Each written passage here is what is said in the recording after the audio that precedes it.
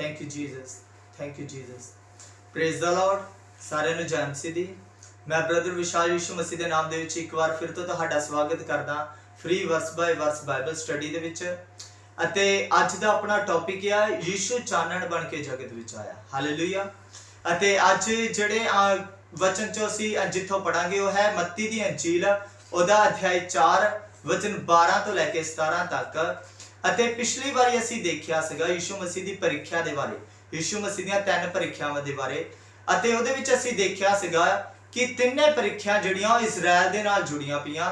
ਜਿੱਥੇ ਇਜ਼ਰਾਈਲ ਅਸਫਲ ਹੋ ਗਿਆ ਉੱਥੇ ਯਿਸੂ ਮਸੀਹ ਸਫਲ ਹੋ ਗਿਆ। ਹਾਲੇਲੂਇਆ। ਸੋ ਅਸੀਂ ਇਸ ਨੂੰ ਅੱਗੇ ਕੰਟੀਨਿਊ ਕਰਾਂਗੇ ਅਤੇ ਅਸੀਂ ਪੜਾਂਗੇ ਮੱਤੀ ਦੀ ਅੰਜੀਲ, ਉਹਦੇ ਅਧਿਆਇ 4 ਵਚਨ 12 ਤੋਂ। ਦ ਬੁੱਕ ਆਫ ਮੈਥਿਊ ਚੈਪਟਰ 4 ਵਰਸ 12।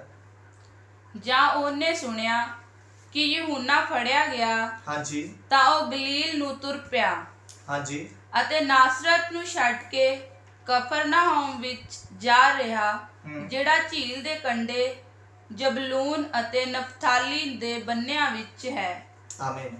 ਸੋ ਇੱਥੇ ਲਿਖਿਆ ਆ ਕਿ ਜਦੋਂ ਯਿਸੂ ਮਸੀਹ ਨੇ ਸੁਣਿਆ ਕਿ ਯਹੂਨਾ ਫੜਿਆ ਗਿਆ, ਹੁਣ ਯਹੂਨਾ ਜਿਹੜਾ ਸੀਗਾ ਉਸਦੇ ਬਾਰੇ ਬਹੁਤ ਜ਼ਿਆਦਾ ਚਰਚਾ ਸੀ। ਹਰੇਕ ਬੰਦੇ ਨੂੰ ਪਤਾ ਸੀ ਕਿ ਯਹੂਨਾ ਪਰਮੇਸ਼ਰ ਦੇ ਦੁਆਰਾ ਘੱਲਿਆ ਗਿਆ ਨਬੀ ਆ। ਉਸ ਟਾਈਮ ਦੇ ਵਿੱਚ ਯਹੂਨਾ ਜਿਸ ਤਰ੍ਹਾਂ ਅੱਜ ਕੋਈ ਇੱਕ ਫੇਮਸ ਬੰਦਾ ਹੁੰਦਾ ਹੈ, ਉਸੇ ਤਰ੍ਹਾਂ ਯਹੂਨਾ ਦਾ ਚਰਚਾ ਸੀ। ਸੋ ਜਿੱਦਾਂ ਹੀ ਯਹੂਨਾ ਜੇਲ੍ਹ ਦੇ ਵਿੱਚ ਗਿਆ, ਸਾਰੇ ਬੰਨੇ ਖਬਰ ਜਿਹੜੀ ਉਹ ਅੱਗ ਦੀ ਤਰ੍ਹਾਂ ਫੈਲ ਗਈ ਕਿ ਯਹੂਨਾ ਨਬੀ ਜਿਹੜਾ ਜੇਲ੍ਹ ਦੇ ਵਿੱਚ ਚਲਿਆ ਗਿਆ। ਸੋ ਸਾਨੂੰ ਨਹੀਂ ਪਤਾ ਯਿਸੂ ਮਸੀਹ ਨੂੰ ਕਿਹਨੇ ਦੱਸਿਆ, ਪਰ ਯਿਸੂ ਮਸੀਹ ਨੂੰ ਪਤਾ ਲੱਗਾ ਕਿ ਯਹੂਨਾ ਜਿਹੜਾ ਆ ਉਹ ਜੇਲ੍ਹ ਦੇ ਵਿੱਚ ਚਲ ਗਿਆ, ਉਹ ਫੜਿਆ ਗਿਆ। ਤੇ ਲਿਖਿਆ ਜਿੱਦਾਂ ਉਹਨੂੰ ਪਤਾ ਲੱਗਾ ਕਿ ਯਹੂਨਾ ਜੇਲ੍ਹ ਦੇ ਵਿੱਚ ਚਲਿਆ ਗਿਆ, ਫੜਿਆ ਗਿਆ, ਤਾਂ ਲਿਖਿਆ ਕਿ ਉਸਨੇ ਉਸ ਜਗ੍ਹਾ ਤੋਂ ਆਇਆ, ਉਸ ਗਲੀਲ ਨੂੰ ਚਲ ਗਿਆ। ਇਹਨੂੰ ਦੁਬਾਰਾ ਪੜਾਂਗੇ ਆਪਾਂ।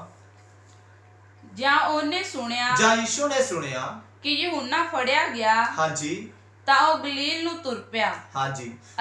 ਸੋ ਲਿਖਿਆ ਕਿ ਜਾਂ ਉਹਨੇ ਸੁਣਿਆ ਕਿ ਯਹੂਨਾ ਫੜਿਆ ਗਿਆ ਆ, ਤਾਂ ਯਿਸੂ ਮਸੀਹ ਕੀ ਕੀਤਾ, ਉਹਨੇ ਗਲੀਲ ਨੂੰ ਤੁਰ ਪਿਆ। ਸੋ ਇੱਥੇ ਜਿਹੜਾ ਮੱਤੀ ਸਾਨੂੰ ਸਿੱਧਾ ਆ ਯਹੂਨਾ ਦੇ ਬਾਰੇ, ਨਾ ਹੀ ਉਹਨੇ ਜਨਮ ਦੇ ਬਾਰੇ ਦੱਸਿਆ, ਅਤੇ ਇੱਥੇ ਜਿਹੜਾ ਸਿੱਧਾ ਆ ਜਾਂਦਾ ਹੈ ਯਹੂਨਾ ਦੀ ਮੌਤ ਦੇ ਬਾਰੇ, ਸਿਰਫ ਉਹਨੇ ਪ੍ਰੀਚਿੰਗ ਦੀ ਗੱਲ ਕੀਤੀ। ਪਰ ਜਦੋਂ ਅਸੀਂ ਦੇਖਦੇ ਹਾਂ ਜਿਹੜੀ ਵਚਨ 11 ਅਤੇ ਵਚਨ 12 ਆ, ਜਦੋਂ ਇੱਥੇ ਅਸੀਂ ਦੇਖਿਆ ਮੱਤੀ ਦੀ ਅੰਜੀਲ ਅਧਿਆਇ 4 ਦਾ ਵਚਨ 11 ਤੇ 12 ਆ, ਉਹਦੇ ਵਿੱਚ ਲਗਭਗ 1 ਸਾਲ ਦਾ ਅੰਤਰ ਆ। ਉਹ 1 ਸਾਲ ਦੀ ਸੇਵਕਾਈ ਦਾ ਇੱਥੇ ਜ਼ਿਕਰ ਨਹੀਂ ਮੱਤੀ ਕਰਦਾ। ਅਤੇ ਜਦੋਂ ਅਸੀਂ ਬਾਕੀ ਸੁਸਮਾਚਾਰਾਂ ਨੂੰ ਮਿਲਾਉਂਦੇ ਆ, ਉਹਦੇ ਵਿੱਚ ਸਾਨੂੰ ਪਤਾ ਲੱਗਦਾ ਸਪੈਸ਼ਲੀ ਯਹੂਨਾ ਰਚੀ ਸੁਸਮਾਚਾਰ, ਯਹੂਨਾ ਦੀ ਅੰਜੀਲ ਦੇ ਵਿੱਚੋਂ। ਕਿਉਂਕਿ ਜਦੋਂ ਅਸੀਂ ਦੇਖਦੇ ਹਾਂ ਅਧਿਆਇ 1 ਦੇ ਵਿੱਚ, ਯਹੂਨਾ ਦੀ ਅੰਜੀਲ ਅਧਿਆਇ 1 ਵਚਨ 19 ਤੋਂ ਜਦੋਂ ਅਸੀਂ ਅੱਗੇ ਦੇਖਦੇ ਹਾਂ, ਯਿਸੂ ਮਸੀਹ ਬਪਤਿਸਮਾ ਲੈ ਕੇ ਜਿੱਦਾਂ ਹੀ ਪਾਣੀ ਤੋਂ ਉੱਪਰ ਆਉਂਦਾ ਆ, ਤਾਂ ਉੱਥੇ ਸਵਰਗੀ ਬਾਣੀ ਹੁੰਦੀ ਆ ਕਿ ਇਹ ਮੇਰਾ ਪਿਆਰਾ ਪੁੱਤਰ ਜਿਸ ਤੋਂ ਮੈਂ ਪ੍ਰਸੰਨ ਆ। ਅਤੇ ਮਰਕੁਸ ਦੀ ਅੰਜੀਲ ਅਤੇ ਮੱਤੀ ਦੀ ਅੰਜੀਲ ਕਹਿੰਦੀ ਆ ਕਿ ਜਿੱਦਾਂ ਹੀ ਯਿਸੂ ਮਸੀਹ ਪਾਣੀ ਤੋਂ ਬਾਹਰ ਆਇਆ, ਉਹਨੇ ਬਪਤਿਸਮਾ ਲਿਆ। ਮਰਕੁਸ ਦੀ ਅੰਜੀਲ 'ਚ ਲਿਖਿਆ ਕਿ ਪਵਿੱਤਰ ਆਤਮਾ ਝੱਟ ਉਹਨੂੰ ਜੰਗਲ ਦੇ ਵਿੱਚ ਲੈ ਗਿਆ ਤਾਂ ਜੋ ਸ਼ੈਤਾਨ ਦੇ ਦੁਆਰਾ ਉਹਦੀ ਪ੍ਰੀਖਿਆ ਹੋਵੇ। ਸੋ ਯਿਸੂ ਮਸੀਹ ਨੇ ਜਿੱਦਾਂ ਹੀ ਬਪਤਿਸਮਾ ਲਿਆ, ਉਦਾਂ ਹੀ ਉਹ ਜੰਗਲ ਦੇ ਵਿੱਚ ਸ਼ੈਤਾਨ ਦੇ ਦੁਆਰਾ ਪਰਖੇ ਜਾਣ ਦੇ ਲਈ ਚਲਾ ਗਿਆ। ਅਤੇ ਜਦੋਂ ਜੰਗਲ ਤੋਂ ਆਉਂਦਾ ਆ, ਵਾਪਸ ਆਉਂਦਾ ਆ, ਤਾਂ ਸਾਨੂੰ ਯਹੂਨਾ ਦੀ ਅੰਜੀਲ ਅਧਿਆਇ 3 ਦੇ ਵਿੱਚ 3 ਦਿਨਾਂ ਦਾ ਜ਼ਿਕਰ ਆਉਂਦਾ, ਜਦੋਂ ਯਿਸੂ ਮਸੀਹ 3 ਦਿਨ ਯਹੂਨਾ ਦੇ ਕੋਲ ਆਉਂਦਾ ਰਿਹਾ। ਸੋ ਪਹਿਲੇ ਦਿਨ ਜਦੋਂ ਯਿਸੂ ਮਸੀਹ ਆਉਂਦਾ ਆ, ਤਾਂ ਯਹੂਨਾ ਇਹ ਪ੍ਰੀਚ ਕਰਦਾ ਆ ਅਧਿਆਇ 1 ਦੇ ਵਿੱਚ ਕਿ ਜਿਹੜਾ ਮਸੀਹ ਆ ਉਹ ਤੁਹਾਡੇ ਵਿਚਕਾਰ ਖੜਾ ਆ ਅਤੇ ਤੁਸੀਂ ਉਹਨੂੰ ਨਹੀਂ ਜਾਣਦੇ, ਹੋ ਤੁਹਾਡੇ ਵਿਚਕਾਰ ਖੜਾ। ਦੂਸਰੇ ਦਿਨ ਫਿਰ ਉਹ ਕਹਿੰਦਾ, ਉਹ ਦੇਖੋ ਪਰਮੇਸ਼ਰ ਦਾ ਮੇਮਣਾ ਜਿਹੜਾ ਸਾਰੇ ਜਗਤ ਦਾ ਭਾਰ ਚੁੱਕ ਲੈ ਜਾਂਦਾ ਹੈ। ਸੋ ਪਹਿਲੇ ਦਿਨ ਉਹ ਕਹਿੰਦਾ ਕਿ ਮਸੀਹ ਤੁਹਾਡੇ ਵਿਚਕਾਰ ਆ, ਦੂਸਰੇ ਦਿਨ ਉਹਦੇ ਵੱਲ ਇਸ਼ਾਰਾ ਕਰਦਾ ਕਿ ਇਹ ਉਹ ਮੇਮਣਾ ਆ ਜਿਹਦਾ ਮੈਂ ਜ਼ਿਕਰ ਕਰਦਾ ਪਿਆ, ਇਹ ਉਹ ਮਸੀਹ ਆ। ਅਤੇ ਤੀਸਰੇ ਦਿਨ ਬਾਈਬਲ 'ਚ ਲਿਖਿਆ ਕਿ ਉਹ ਆਪਣੇ 2 ਚੇਲਿਆਂ ਦੇ ਨਾਲ ਖੜਾ ਸੀਗਾ, ਅਤੇ ਜਿੱਦਾਂ ਹੀ ਉਹ ਖੜਾ ਹੁੰਦਾ ਆ, ਕਹਿੰਦਾ ਕਿ ਉਹ ਦੇਖੋ ਪਰਮੇਸ਼ਰ ਦਾ ਮੇਮਣਾ। ਅਤੇ ਉਹ ਜਿਹੜੇ ਚੇਲੇ ਸੀ ਉਹਨੂੰ ਫੋਲੋ ਕਰਨਾ, ਯਿਸੂ ਮਸੀਹ ਨੂੰ ਫੋਲੋ ਕਰਨਾ ਸ਼ੁਰੂ ਕਰ ਦਿੰਦੇ।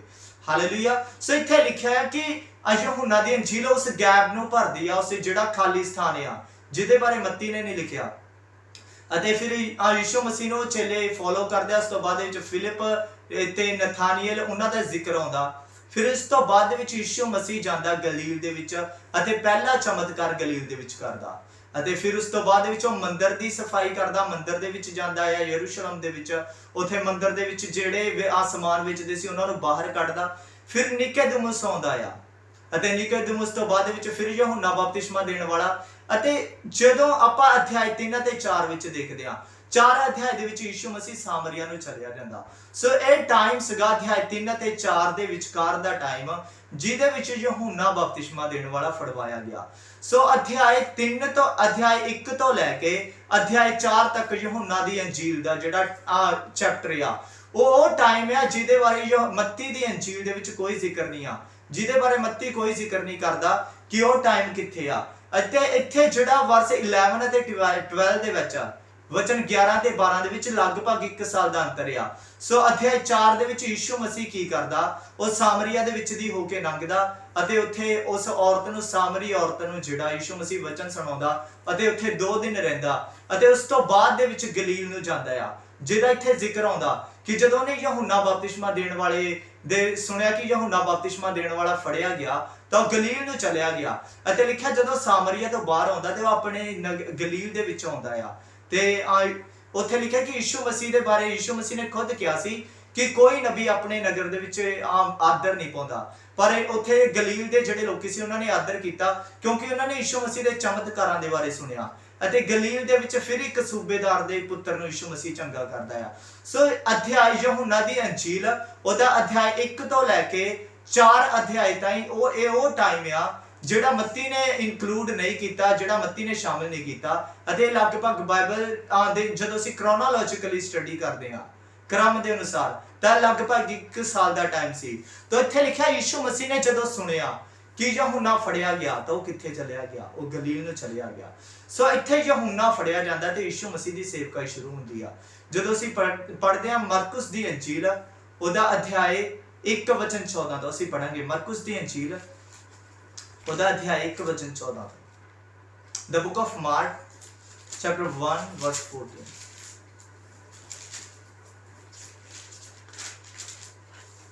ਹਾਂਜੀ, ਤਾਂ ਉੱਥੇ ਕੀ ਲਿਖਿਆ ਦੇਖੋ ਕਿ ਜਿੱਦਾਂ ਯਹੂਨਾ ਫੜਿਆ ਜਾਂਦਾ ਆ ਉੱਥੇ ਕੀ ਹੁੰਦਾ। ਉਪਰੰਤ ਯਹੂਨਾ ਦੇ ਫੜਵਾਏ ਜਾਣ ਦੇ ਪਿੱਛੋਂ ਹਾਂਜੀ ਯਿਸੂ ਗਲੀਲ ਵਿੱਚ ਆਇਆ और उसने परमेश्वर दी खुशखबरी ਦਾ ਪ੍ਰਚਾਰ ਕਰਕੇ ਆਖਿਆ, ਹਾਂਜੀ ਸਮਾਂ ਪੂਰਾ ਹੋਇਆ ਹਾਂਜੀ ਅਤੇ ਪਰਮੇਸ਼ਵਰ ਦਾ ਰਾਜ ਨੇੜੇ ਆ ਗਿਆ ਹੈ। ਆਮੀਨ। ਸੋ ਇੱਥੇ ਲਿਖਿਆ ਜਦੋਂ ਯਹੂਨਾ ਫੜਵਾਇਆ ਗਿਆ, ਯਿਸੂ ਮਸੀਹ ਗਲੀਲ ਚ ਆਇਆ ਤੇ ਉਹਨੇ ਪ੍ਰਚਾਰ ਕਰਨਾ ਸ਼ੁਰੂ ਕੀਤਾ ਕਿ ਸਮਾਂ ਕੀ ਹੋਇਆ, ਪੂਰਾ ਹੋਇਆ। ਦੇਖੋ ਬਾਈਬਲ ਸਾਨੂੰ ਦੱਸਦੀ ਕਿ ਹਰ ਇੱਕ ਚੀਜ਼ ਦਾ ਇੱਕ ਟਾਈਮ ਆ। ਯਹੂਨਾ ਦਾ ਸਮਾਂ ਪੂਰਾ ਹੋ ਚੁੱਕਾ ਸੀ, ਯਹੂਨਾ ਦੀ ਸੇਵਕਾਈ ਖਤਮ ਹੋ ਗਈ ਸੀ। ਅਤੇ ਬਾਈਬਲ ਅਸੀਂ ਮੱਤੀ ਦੀ ਅੰਜੀਲ ਚ ਦੇਖਦੇ ਹਾਂ ਕਿ ਜਿਹੜਾ ਯਹੂਨਾ ਬਪਤਿਸਮਾ ਦੇਣ ਵਾਲਾ ਉਹ ਪ੍ਰਭੂ ਦੇ ਅੱਗੇ ਉਸਦਾ ਰਾਸਤਾ ਤਿਆਰ ਕਰਨ ਵਾਲਾ ਸੀ, ਪਰ ਹੁਣ ਰਾਜਾ ਆ ਚੁੱਕਾ ਸੀਗਾ ਅਤੇ ਹੁਣ ਜਿਹੜਾ ਉਸਦਾ ਕੰਮ ਖਤਮ ਹੋ ਜਾਂਦਾ, ਯਿਸੂ ਮਸੀਹ ਦਾ ਕੰਮ ਜਿਹੜਾ ਸ਼ੁਰੂ ਹੋ ਜਾਂਦਾ। ਜਿੱਦਾਂ ਯਹੂਨਾ ਬਪਤਿਸਮਾ ਦੇਣ ਵਾਲਾ ਜਾਂਦਾ ਆ ਜੇਲ੍ਹ ਦੇ ਵਿੱਚ, ਉਦਾਂ ਹੀ ਯਿਸੂ ਮਸੀਹ ਦੀ ਮੱਤੀ ਇਹ ਦਿਖਾਉਣਾ ਚਾਹੁੰਦਾ ਕਿ ਜਿਹੜਾ ਰਾਸਤਾ ਤਿਆਰ ਕਰਦਾ ਸੀ ਉਸਦਾ ਕੰਮ ਖਤਮ ਹੋਇਆ, ਹੁਣ ਯਿਸੂ ਮਸੀਹ ਦਾ ਕੰਮ ਸ਼ੁਰੂ ਹੁੰਦਾ। ਹਾਲੇਲੂਇਆ। ਸੋ ਇੱਥੇ ਅਸੀਂ ਕੀ ਦੇਖਦੇ ਹਾਂ ਕਿ ਹਰ ਇੱਕ ਵਿਅਕਤੀ ਦੀ ਸੇਵਕਾਈ ਦਾ ਇੱਕ ਟਾਈਮ ਆ। ਯਹੂਨਾ ਬਪਤਿਸਮਾ ਦੇਣ ਵਾਲੇ ਦੀ ਸੇਵਕਾਈ ਦਾ ਇੱਕ ਟਾਈਮ ਸੀਗਾ ਅਤੇ ਯਹੂਨਾ ਦੀ ਅੰਜੀਲ 'ਚ ਜਦੋਂ ਹਰ ਵਾਰੀ ਅਸੀਂ ਦੇਖਦੇ ਹਾਂ, ਯਿਸੂ ਮਸੀਹ ਹਮੇਸ਼ਾ ਕਹਿੰਦਾ ਆ ਕਿ ਜਦੋਂ ਉਹਨੇ ਮੈਂ ਬਣਾਉਣੀ ਸੀਗੀ ਪਾਣੀ ਤੋਂ ਮੈਂ, ਤਾਂ ਉਹ ਕਹਿੰਦਾ ਕਿ ਬੀਬੀ ਹਜੇ ਮੇਰਾ ਟਾਈਮ ਨਹੀਂ ਆਇਆ। ਬਾਈਬਲ ਦੇ ਵਿੱਚ ਲਿਖਿਆ ਯਿਸੂ ਮਸੀਹ ਬਾਰ-ਬਾਰ ਬਚ ਗਿਆ, ਕਿਉਂ? ਕਿਉਂਕਿ ਉਹਦਾ ਟਾਈਮ ਨਹੀਂ ਸੀ, ਉਹਦੀ ਘੜੀ ਨਹੀਂ ਸੀ ਆਈ। ਦੇਖੋ ਪਰਮੇਸ਼ਰ ਨੇ ਹਰ ਇੱਕ ਚੀਜ਼ ਨੂੰ ਇੱਕ ਟਾਈਮ ਦੇ ਵਿੱਚ ਰੱਖਿਆ ਗਿਆ। ਜੇਕਰ ਤੁਸੀਂ ਅੱਜ ਧਰਤੀ ਉੱਤੇ ਹੋ, ਇਸ ਦਾ ਮਤਲਬ ਕੀ ਆ? ਤੁਹਾਡੀ ਸੇਵਕਾਈ ਦਾ ਇੱਕ ਟਾਈਮ ਆ। ਪਰ ਕੀ ਅੱਜ ਅਸੀਂ ਉਸ ਸੇਵਕਾਈ ਨੂੰ, ਉਸ ਕੰਮ ਨੂੰ, ਜਿਹੜੇ ਕੰਮ ਨੂੰ ਪਰਮੇਸ਼ਰ ਨੇ ਘੱਲਿਆ ਸਾਨੂੰ, ਜਿਹੜੇ ਕੰਮ ਦੇ ਲਈ, ਕਿ ਅਸੀਂ ਉਸ ਕੰਮ ਨੂੰ ਕਰੇ। ਯਹੂਨਾ ਨੇ ਆਪਣੀ ਸੇਵਕਾਈ ਨੂੰ ਕੀਤਾ ਪੂਰਾ ਅਤੇ ਉਹਨੇ ਕਿੱਦਾਂ ਕੀਤਾ? ਦਲੇਰੀ ਦੇ ਨਾਲ ਭਰ ਕੇ, ਬੋਲਡਨੈਸ ਦੇ ਨਾਲ। ਉਹਨੇ ਕਿਉਂ ਜੇਲ੍ਹ ਦੇ ਵਿੱਚ ਪਾਇਆ ਗਿਆ? ਕਿਉਂਕਿ ਰਾਜਾ ਹੈਰੋਦੇਸ ਦੇ ਵਿਰੁੱਧ ਉਹਨੇ ਬੋਲਿਆ ਖੁੱਲ੍ਹੇਆਮ ਦਲੇਰੀ ਦੇ ਨਾਲ, ਇਸ ਕਰਕੇ ਉਹ ਫੜਵਾਇਆ ਗਿਆ। ਉਹਨੇ ਜਿੰਨਾ ਚਿਰ ਸੇਵਕਾਈ ਕੀਤੀ ਉਹਨੇ ਦਲੇਰੀ ਦੇ ਨਾਲ ਕੀਤੀ। ਪਰ ਕੀ ਅੱਜ ਅਸੀਂ ਦਲੇਰੀ ਦੇ ਨਾਲ ਭਰੇ ਪਏ ਹਾਂ?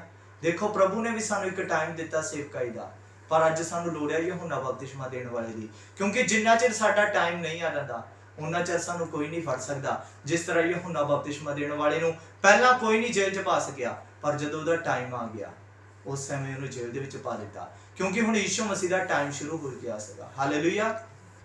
ਕਿਉਂਕਿ ਇੱਕ ਪ੍ਰੀਚਰ ਆ, ਉਹਨਾਂ ਨੇ ਬੜੀ ਸੋਹਣੀ ਗੱਲ ਕਹੀ। ਕਹਿੰਦੇ ਕਿ ਜਦੋਂ ਸੂਰਜ ਚੜ੍ਹਦਾ ਤੇ ਚੰਦ ਦਾ ਤੇ ਤਾਰਿਆਂ ਦਾ ਲੁਕਣ ਦਾ ਟਾਈਮ ਆ ਜਾਂਦਾ, ਏਦਾਂ ਹੀ ਯਿਸੂ ਮਸੀਹ ਇੱਥੇ ਆ ਗਿਆ ਤੇ ਯਹੂਨਾ ਬਪਤਿਸਮਾ ਦੇਣ ਵਾਲੇ ਦਾ ਟਾਈਮ ਖਤਮ ਹੁੰਦਾ ਆ। ਤੇ ਲਿਖਿਆ ਕਿ ਯਿਸੂ ਮਸੀਹ ਜਦੋਂ ਆਇਆ ਤਾਂ ਉਹ ਗਲੀਲ ਨੂੰ ਚਲਿਆ ਗਿਆ, ਕਿਉਂਕਿ ਉਹਨੇ ਯਹੂਨਾ ਬਪਤਿਸਮਾ ਦੇਣ ਵਾਲੇ ਦੇ ਬਾਰੇ ਸੁਣਿਆ। ਉਹ ਗਲੀਲ ਨੂੰ ਚਲਿਆ ਗਿਆ। ਹਾਂਜੀ, ਮੱਤੀ ਦੀ ਅੰਜੀਲ ਅਧਿਆਇ 4 ਦੇ ਵਿੱਚ ਆਪਾਂ ਉਹ ਗਲੀਲ ਨੂੰ ਚਲਿਆ ਗਿਆ ਅਤੇ ਨਾਸਰਤ ਨੂੰ ਛੱਡ ਕੇ ਕਫਰਨਾਹੂਮ ਵਿੱਚ ਜਾ ਰਿਹਾ। ਸੋ ਇੱਥੇ ਲਿਖਿਆ ਕਿ ਉਹ ਨਾਸਰਤ ਨੂੰ ਛੱਡ ਕੇ ਕਫਰਨਾਹੂਮ ਦੇ ਵਿੱਚ ਜਾ ਰਿਹਾ। ਸੋ ਪਹਿਲੀ ਚੀਜ਼ ਇੱਥੇ ਇੱਕ ਹੋਰ ਚੀਜ਼ ਅਸੀਂ ਦੇਖਦੇ ਕਿ ਉਹਨੇ ਨਾਸਰਤ ਨਗਰ ਨੂੰ ਕਿਉਂ ਛੱਡਿਆ।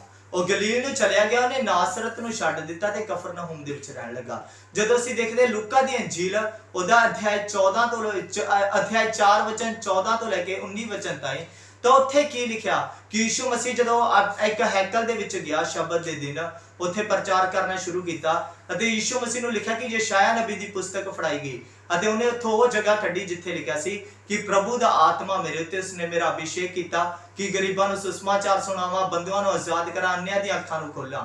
ਤੇ ਉਹਨੇ ਇਹ ਸ਼ਬਦ ਪੜ੍ਹ ਕੇ ਕਿਹਾ ਕਿ ਅੱਜ ਇਹ ਵਚਨ ਤੁਹਾਡੇ ਵਿੱਚ ਪੂਰੇ ਹੋਏ, ਜਿਸ ਦਾ ਸਿੰਪਲ ਮਤਲਬ ਕੀ ਸੀ ਕਿ ਯਿਸੂ ਮੈਂ ਹੀ ਉਹ ਮਸੀਹ ਹਾਂ ਜਿਹਦੇ ਬਾਰੇ ਲਿਖਿਆ ਗਿਆ ਸੀਗਾ। ਪਰ ਉਹਨਾਂ ਲੋਕਾਂ ਨੇ ਜਦੋਂ ਉਸ ਨੂੰ ਕਿਹਾ, ਉਹਨੂੰ ਕਹਿੰਦੇ ਕਿ ਕੀ ਇਹ ਦਾਊਦ ਦਾ, ਇਹ ਯੂਸਫ ਦੀ ਸੰਤਾਨ ਨਹੀਂ, ਇਹ ਯੂਸਫ ਦਾ ਪੁੱਤਰ ਨਹੀਂ, ਤਾਂ ਰਖਾਣ ਦਾ ਪੁੱਤਰ ਨਹੀਂ। ਤਾਂ ਯਿਸੂ ਮਸੀਹ ਨੇ ਉਹਨਾਂ ਨੂੰ ਕਿਹਾ ਕਿ ਤੁਸੀਂ ਰਿਜੈਕਟ ਕਰਦੇ, ਜਿਸ ਤਰ੍ਹਾਂ ਇਜ਼ਰਾਈਲ ਨੇ ਰਿਜੈਕਟ ਕੀਤਾ ਏਲੀਆ ਨੂੰ, ਤਾਂ ਉਹ ਸਾਰਫਤ ਨਗਰ ਦੇ ਵਿੱਚ ਚਲੇ ਗਿਆ। ਇਸੇ ਤਰ੍ਹਾਂ ਉਹਨੇ ਜਾਤੀ ਦੇ ਕੋਲ ਗਿਆ। ਇਸੇ ਤਰ੍ਹਾਂ ਜੇਕਰ ਤੁਸੀਂ ਮੈਨੂੰ ਰਿਜੈਕਟ ਕਰਦੇ ਆ ਤਾਂ ਮੈਂ ਅੰਨੇ ਜਾਤੀਆਂ ਦੇ ਕੋਲ ਜਾਵਾਂਗਾ। ਤੇ ਉਹਨਾਂ ਨੂੰ ਇਸ ਗੱਲ ਦੇ ਉੱਤੇ ਗੁੱਸਾ ਚੜਿਆ ਅਤੇ ਉਹ ਲਿਖਿਆ ਯਿਸੂ ਮਸੀਹ ਨੂੰ ਬਾਹਰ ਲੈ ਗਏ ਅਤੇ ਜਿਸ ਪਹਾੜ ਦੇ ਉੱਤੇ ਉਹ ਵਸਦੇ ਸੀ ਉਸ ਪਹਾੜ ਤੋਂ ਉਹਨੂੰ ਥੱਲੇ ਸਿੱਟਣਾ ਚਾਹੁੰਦੇ ਸੀਗੇ।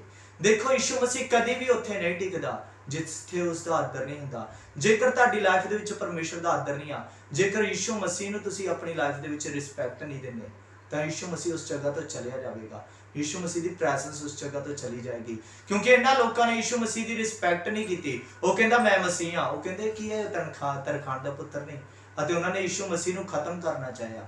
ਯਿਸੂ ਮਸੀਹ ਨੂੰ ਕੋਈ ਖਤਮ ਨਹੀਂ ਕਰ ਸਕਦਾ, ਪਰ ਯਿਸੂ ਮਸੀਹ ਉਸ ਪਲੇਸ ਨੂੰ ਛੱਡ ਕੇ ਚਲ ਗਿਆ। ਇਸੇ ਕਰਕੇ ਉਹਨੇ ਨਾਸਰਤ ਨਗਰ ਨੂੰ ਛੱਡਿਆ, ਜਿੱਥੇ ਉਹ ਪਲਿਆ, ਜਿੱਥੇ ਉਹਨੇ ਆਪਣੇ ਬਚਪਨ ਦੇ ਦਿਨ ਗੁਜ਼ਾਰੇ, ਖੇਡਿਆ, ਸਾਰਾ ਕੁਝ ਕੀਤਾ, ਪਰ ਉਹਨਾਂ ਨੇ ਉਸ ਦੀ ਰਿਸਪੈਕਟ ਨਹੀਂ ਕੀਤੀ। ਕਿਉਂ? ਕਿਉਂਕਿ ਉਹਨਾਂ ਦੇ ਲਈ ਯਿਸੂ ਮਸੀਹ ਆਮ ਹੋ ਗਿਆ ਸੀ। ਅੱਜ ਕਿਹੜੇ ਲੋਕੀ ਯਿਸੂ ਮਸੀਹ ਦੀ ਰਿਸਪੈਕਟ ਨਹੀਂ ਕਰਦੇ, ਜਿਨ੍ਹਾਂ ਦੇ ਲਈ ਆਮ ਹੋ ਗਿਆ। ਅੱਜ ਕਿਹੜੇ ਲੋਕੀ ਚਰਚ ਨਹੀਂ ਜਾਂਦੇ, ਜਿਨ੍ਹਾਂ ਲਈ ਚਰਚ ਆਮ ਬਣ ਚੁੱਕੀ ਆ। ਅੱਜ ਕਿਹੜੇ ਲੋਕ ਬਾਈਬਲ ਨਹੀਂ ਪੜ੍ਹਦੇ, ਜਿਨ੍ਹਾਂ ਲਈ ਬਾਈਬਲ ਆਮ ਬਣ ਚੁੱਕੀ ਆ। ਸੋ ਉੱਥੋਂ ਯਿਸੂ ਮਸੀਹ, ਕਿਉਂਕਿ ਉਹਨਾਂ ਨੇ ਰਿਜੈਕਟ ਕੀਤਾ, ਇਸ ਕਰਕੇ ਯਿਸੂ ਮਸੀਹ ਉਸ ਜਗ੍ਹਾ ਤੋਂ ਨਿਕਲਿਆ ਤੇ ਕਫਰਨਹੂਮ ਦੇ ਵਿੱਚ ਆਇਆ।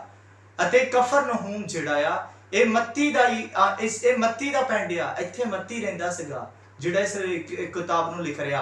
ਅਤੇ ਅਧਿਆਇ 9 ਦੇ ਵਿੱਚ ਇਸ ਨੂੰ ਯਿਸੂ ਮਸੀਹ ਦਾ ਨਗਰ ਕਿਹਾ ਗਿਆ ਕਿ ਉਹ ਆਪਣੇ ਨਗਰ ਦੇ ਵਿੱਚ ਆਇਆ। ਸੋ ਯਿਸੂ ਮਸੀਹ ਨੇ ਨਾਸਰਤ ਨਗਰ ਨੂੰ ਛੱਡ ਦਿੱਤਾ ਅਤੇ ਕਫਰਨਹੂਮ ਦੇ ਵਿੱਚ ਰਹਿਣ ਲੱਗਾ। ਹਾਂਜੀ, ਜਿਹੜਾ ਝੀਲ ਦੇ ਕੰਢੇ ਹਾਂਜੀ ਜਬਲੂਨ ਅਤੇ ਨਫਤਾਲੀ ਦੇ ਬੰਨਿਆਂ ਵਿੱਚ ਹੈ। ਹਾਂਜੀ, ਭਈ ਯਸ਼ਾਇਆ ਨਬੀ ਦੇ ਵਾਕ ਪੂਰਾ ਹੋਵੇ ਕਿ ਜਬਲੂਨ ਦੀ ਧਰਤੀ ਅਤੇ ਨਫਤਾਲੀ ਦੀ ਧਰਤੀ, ਸਮੁੰਦਰ ਦੀ ਰਾਹ, ਯਰਦਨੋਂ ਪਾਰ, ਪਰਾਈਆਂ ਕੌਮਾਂ ਦੀ ਗਲੀਲ, ਜਿਹੜੇ ਲੋਕ ਹਨੇਰੇ ਵਿੱਚ ਬੈਠੇ ਹੋਏ ਸਨ, ਉਹਨਾਂ ਨੇ ਵੱਡਾ ਚਾਨਣ ਵੇਖਿਆ। ਆਮੀਨ।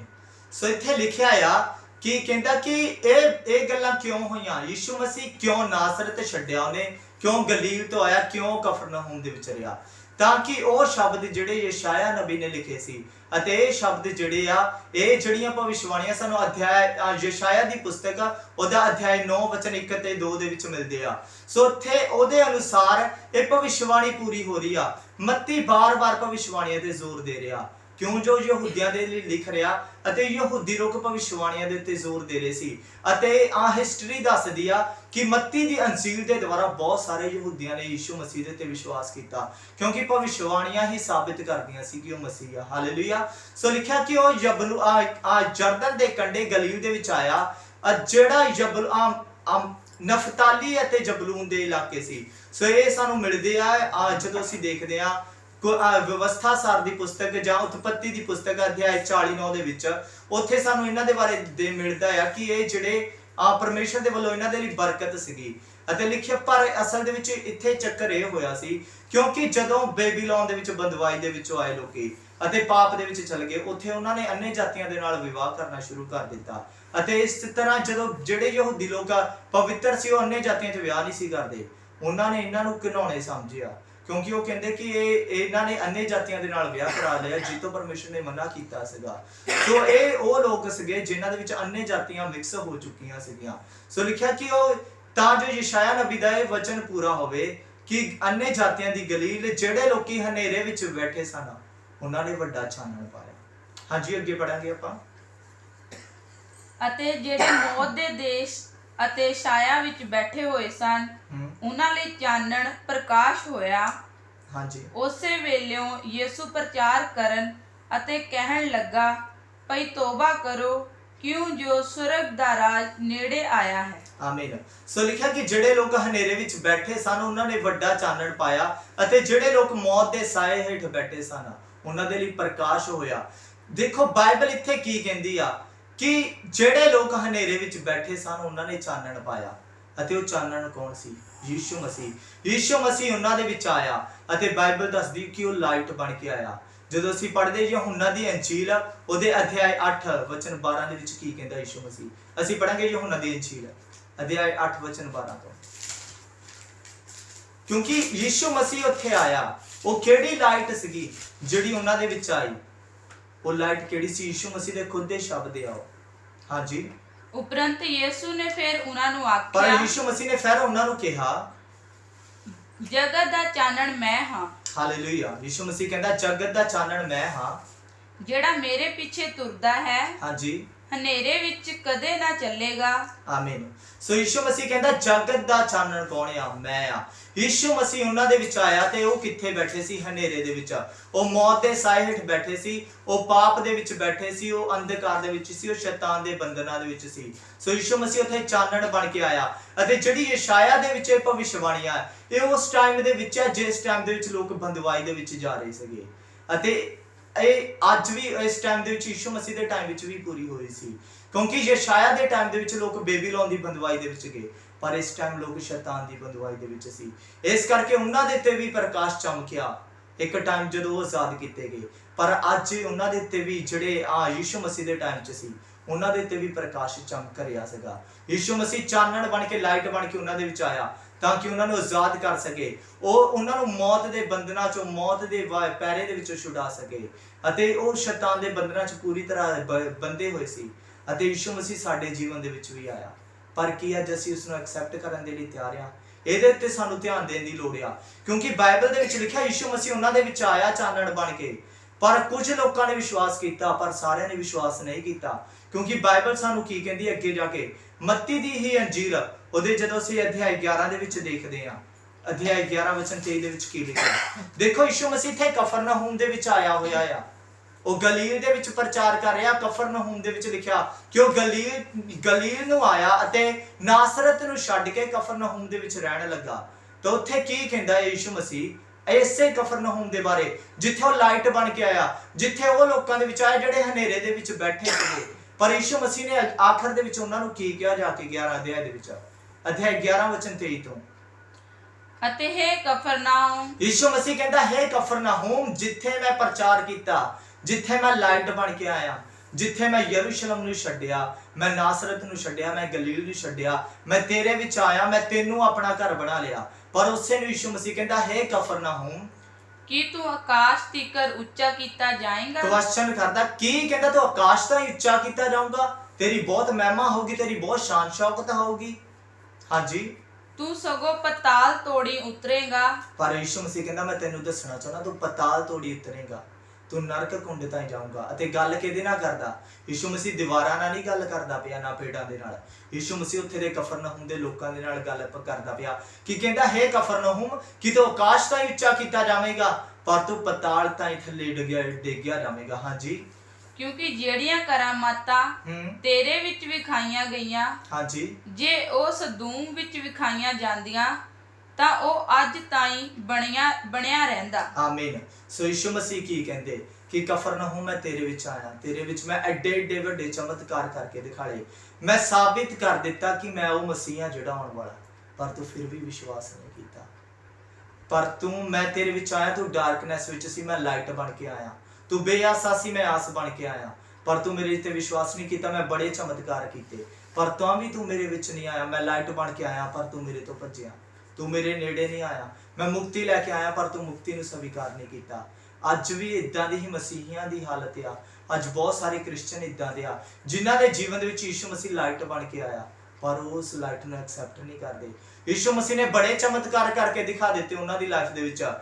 ਉਹ ਆਪਣੇ ਜੀਵਨ ਦੇ ਵਿੱਚ ਦੇਖ ਕੇ ਇਹ ਗੱਲ ਕਹਿ ਸਕਦੇ ਕਿ ਯਿਸੂ ਮਸੀਹ ਪਰਮੇਸ਼ਰ ਆ, ਪਰ ਫਿਰ ਵੀ ਉਹਦੇ ਤੇ ਵਿਸ਼ਵਾਸ ਨਹੀਂ ਕਰਦੇ ਅਤੇ ਇਸ ਕਫਰਨਹੂਮ ਸ਼ਹਿਰ ਵਾਂਗੂ, ਕਫਰਨਹੂਮ ਦੇ ਲੋਕਾਂ ਵਾਂਗੂ ਯਿਸੂ ਮਸੀਹ ਨੂੰ ਰਿਜੈਕਟ ਕਰ ਦਿੰਦੇ। ਤੇ ਯਿਸੂ ਮਸੀਹ ਦੇਖੋ ਕਿੱਡੀ ਵੱਡੀ ਗੱਲ ਕਹਿੰਦਾ। ਸਦੋਮ ਅਤੇ ਅਮੋਰਾ ਨੂੰ ਜਦੋਂ ਅਸੀਂ ਪੜ੍ਹਦੇ ਆ ਉਤਪੱਤੀ ਦੀ ਪੁਸਤਕ ਅਧਿਆਇ 19 ਦੇ ਵਿੱਚ, ਉਹ ਅੱਗ ਦੇ ਨਾਲ ਭਸਮ ਕੀਤੇ ਗਏ ਅਤੇ ਉਹਨਾਂ ਨੂੰ ਇੱਕ ਚਮਤਕਾਰ ਨਹੀਂ ਦਿਖਾਇਆ। ਯਿਸੂ ਮਸੀਹ ਕਹਿੰਦਾ ਕਾਸ਼ ਕਿ ਜੇ ਮੈਂ ਇਹ ਚਮਤਕਾਰ ਸਦੋਮ ਅਤੇ ਅਮੋਰਾ ਦੇ ਵਿੱਚ ਕੀਤੇ ਹੁੰਦੇ ਹਨਾ ਤਾਂ ਉਹਨਾਂ ਨੇ ਵੀ ਤੌਬਾ ਕਰ ਲੈਣੀ ਸੀ, ਉਹ ਵੀ ਏਡੇ ਏਡੇ ਚਮਤਕਾਰ ਦੇਖ ਕੇ ਬਦਲ ਜਾਣੇ ਸੀ, ਪਰ ਤੂੰ ਨਹੀਂ ਬਦਲਿਆ।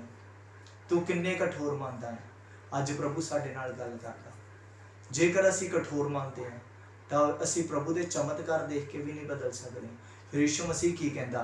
ਕਹਿੰਦਾ ਕਿ ਤੂੰ ਉੱਚਾ ਕੀਤਾ ਜਾਏਗਾ? ਨਹੀਂ, ਤੂੰ ਪਤਾਲ ਤਾਂ ਉਤਰੇਗਾ, ਤੂੰ ਨਰਕ ਤਾਂ ਉਤਰੇਗਾ। ਕਿਉਂਕਿ ਬਾਈਬਲ ਦੇ ਵਿੱਚ ਕੀ ਲਿਖਿਆ? ਅਸੀਂ ਪੜਾਂਗੇ ਯਹੂਨਾ ਦੀ ਇੰਜੀਲ ਉਹਦਾ ਅਧਿਆਇ 3 ਵਚਨ 19 ਤੋਂ। ਯਿਸੂ ਮਸੀਹ ਹੁਣ ਇੱਥੇ ਲਾਈਟ ਬਣ ਕੇ ਆਇਆ ਉਹਨਾਂ ਦੇ ਵਿੱਚ।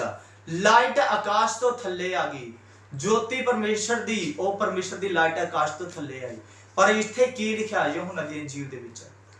ਅਤੇ ਦੋਸ਼ੀ ਠਹਿਰਨ ਦਾ ਇਹ ਕਾਰਨ ਹੈ। ਹਾਂਜੀ ਦੇਖੋ ਕਫਰਨਹੂਮ ਵੀ ਦੋਸ਼ੀ ਠਹਿਰਿਆ। ਹੁਣ ਇੱਥੇ ਯਹੂਨਾ ਦੀ ਇੰਜੀਲ 'ਚ ਲਿਖਿਆ ਦੋਸ਼ੀ ਠਹਿਰਨ ਦਾ ਇਹ ਕਾਰਨ ਹੈ ਕਿ ਚਾਨਣ ਜਗਤ ਵਿੱਚ ਆਇਆ। ਚਾਨਣ ਜਗਤ ਵਿੱਚ ਆਇਆ। ਯਿਸੂ ਮਸੀਹ ਜਗਤ ਦੇ ਵਿੱਚ ਆਇਆ।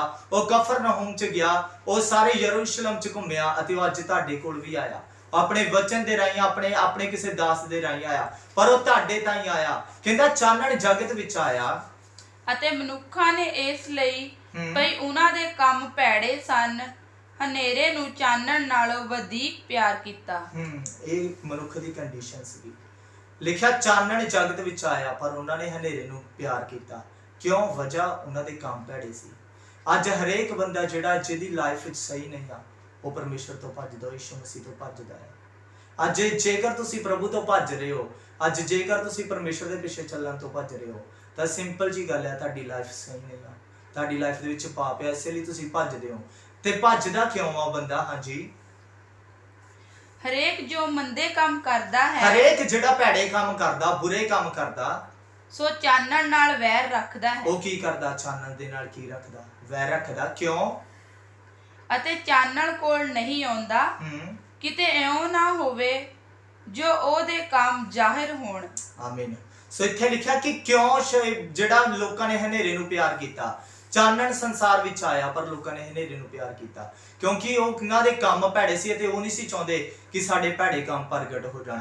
ਅੱਜ ਹਰ ਇੱਕੋ ਵਿਅਕਤੀ ਜਿਹੜਾ ਆ, ਭਾਵੇਂ ਉਹ ਯਿਸੂ ਮਸੀਹ ਚਰਚ ਕਹਿੰਦਾ ਮੈਂ ਕ੍ਰਿਸਚਨ ਆ, ਪਰ ਜੇਕਰ ਉਹ ਚਾਨਣ ਤੋਂ ਭੱਜ ਰਿਹਾ ਤਾਂ ਉਹਦੇ ਕੰਮ ਭੈੜੇ ਆ ਤੇ ਉਹ ਨਹੀਂ ਚਾਹੁੰਦਾ ਕਿ ਪਰਮੇਸ਼ਰ ਮੇਰੇ ਕੰਮ ਪਰਮੇਸ਼ਰ ਦੇ ਅੱਗੇ ਪ੍ਰਗਟ ਹੋ ਜਾਣ, ਲੋਕਾਂ ਦੇ ਅੱਗੇ ਪ੍ਰਗਟ ਹੋ ਜਾਣ। ਉਹ ਤੌਬਾ ਨਹੀਂ ਕਰਨੀ ਚਾਹੁੰਦਾ, ਪਛਤਾਪ ਨਹੀਂ ਕਰਨਾ ਚਾਹੁੰਦਾ। ਪਰ ਯਿਸੂ ਮਸੀਹ ਦੇ ਬਾਰੇ ਕੀ ਲਿਖਿਆ?